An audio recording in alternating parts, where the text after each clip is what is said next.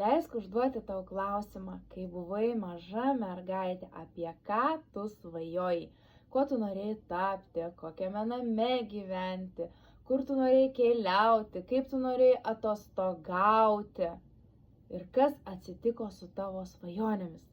Tikriausiai atsakysi realybė ar ir toks gyvenimas.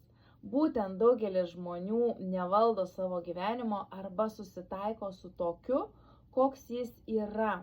Ir kai buvo maži, turėjo labai didelės svajonės, didelės ambicijas, bet gyvenimas juos parklupdė ir jie nustojo svajoti. O kas, jeigu aš tau pasakyčiau, kad tavo svajonės nenumirė, kad tu dar gali gyventi svajonių gyvenimą? Nori sužinoti, kaip galėtum pasiekti ir įgyvendinti tas svajones, realizuoti jas? Susisiek su manimi ir aš parodysiu tau būdą.